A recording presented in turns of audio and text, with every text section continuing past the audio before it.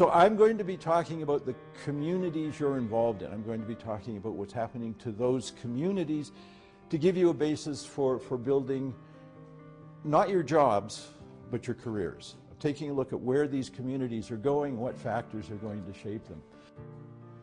I think the fundamental theme that they have to look at is the changing nature of the housing consumer in terms of an aging population, people who are looking very strongly at their home as their principal asset. So they're no longer thinking of home as accommodation. They've reached the stage in their life cycle where they're thinking about living off the value of their home, and that changes their housing behavior significantly.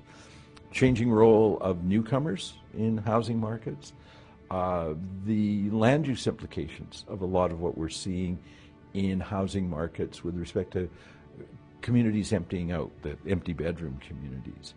Some legal issues involved in dealing with aging vendors and people listing their property and the question of capacity to sign and list and the vendor's responsibility in that regard. People's concerns with housing pricing.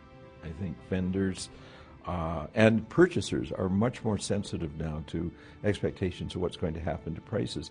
And I think in that regard, people in the real estate industry are going to have to become a little bit more both informed and proactive with respect to discussing pricing and what people may reasonably expect with respect to housing prices.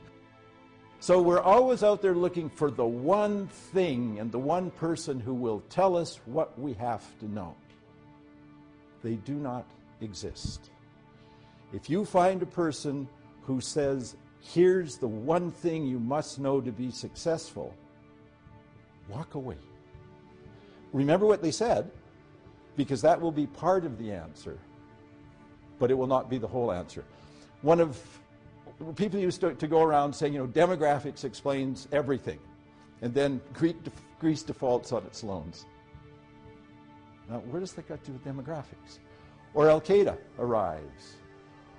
China expands. All of this stuff's supposed to be outside of demographics. Again, these are the forces that drive change.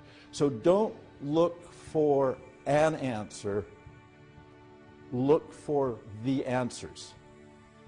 What realtors have to do is and everybody, is broaden their perspectives and look at a wide range of factors and forces that shape the market.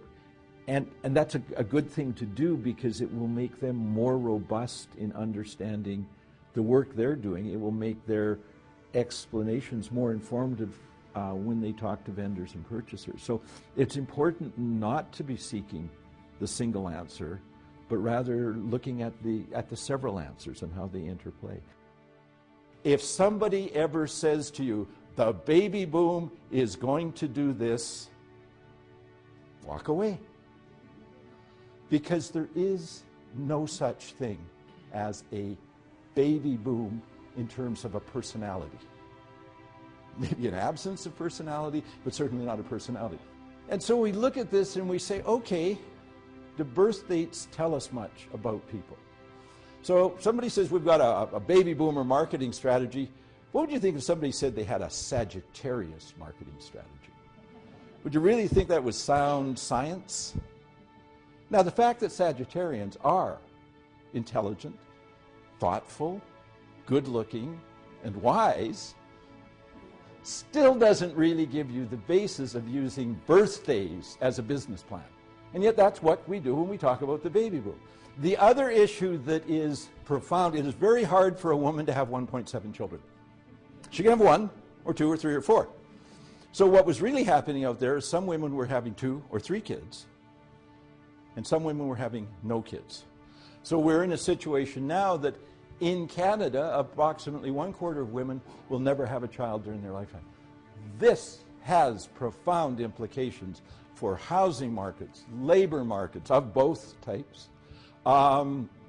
It has issues in the future of care for the seniors population, tremendously. And it also creates a housing market that's quite different than the historical housing market because we have a never-nested housing market. Everybody says, well, the empty nests and the people downsizing. Never have kids, you upsize. You don't downsize.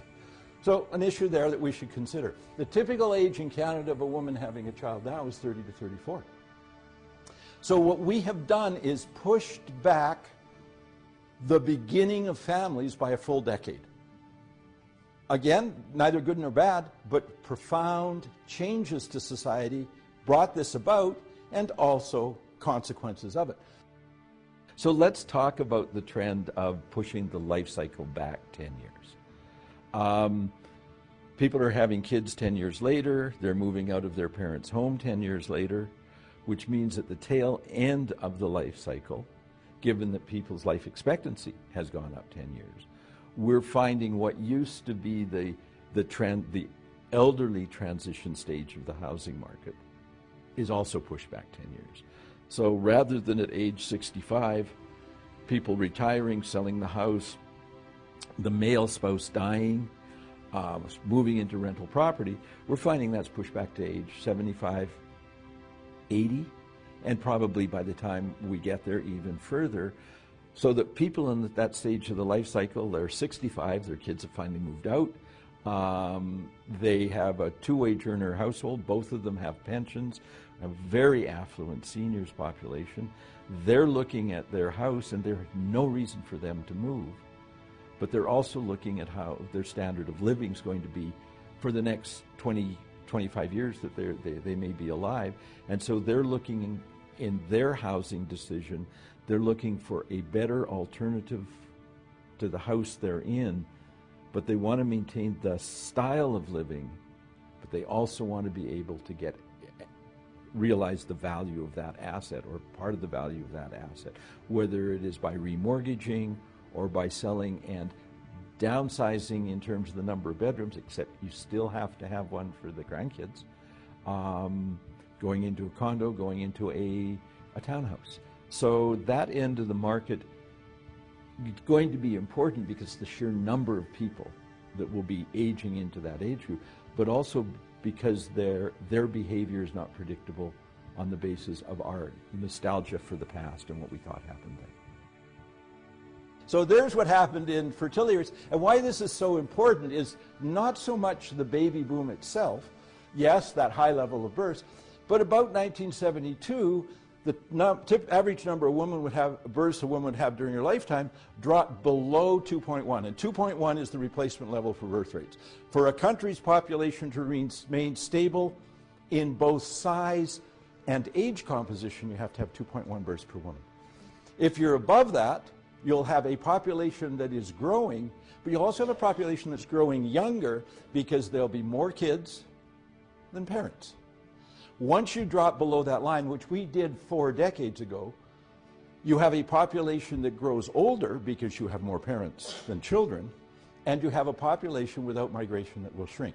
So what we have set ourselves up for in Canada as a whole, demographically, is we have had 4 decades where we didn't replace ourselves as people, but we also didn't replace ourselves in the labor force. So increasingly our labor force strategy becomes a immigration strategy. Our new workforce is visibly and culturally different from our traditional workforce. Calgary is more visibly diverse than Montreal.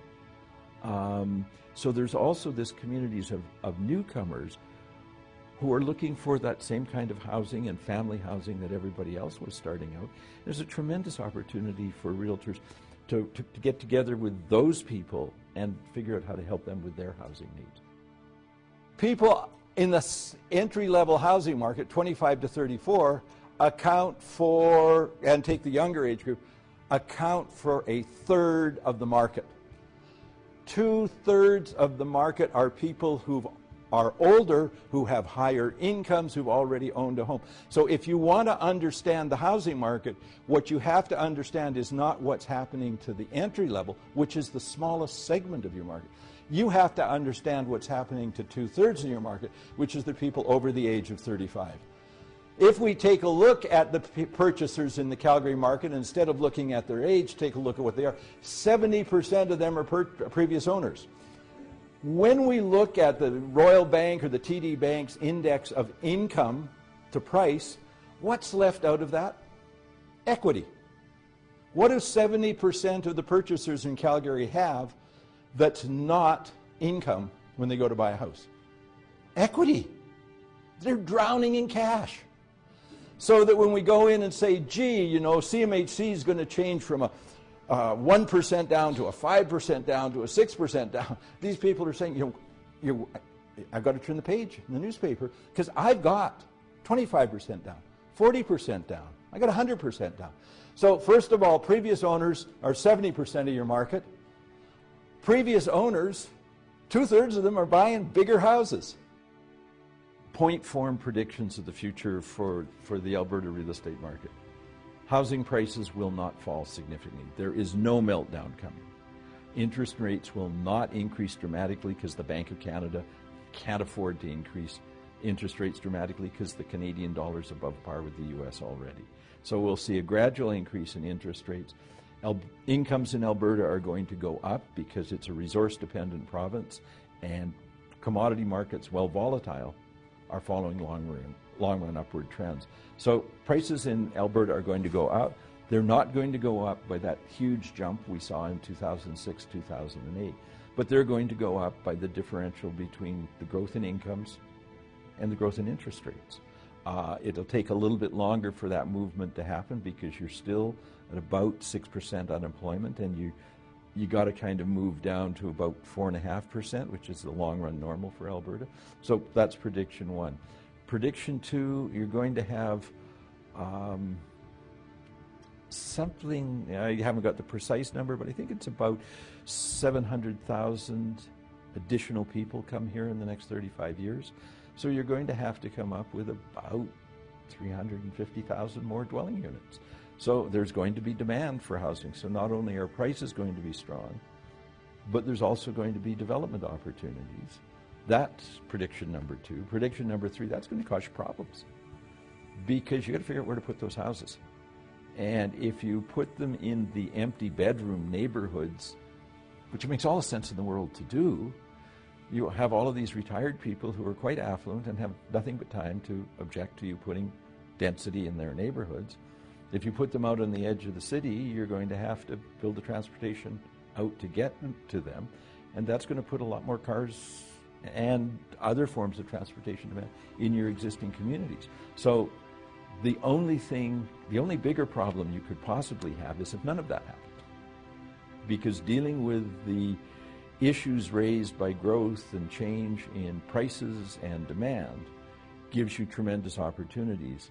There's nothing you can do in a collapsing economy. One has to be intelligently optimistic about that.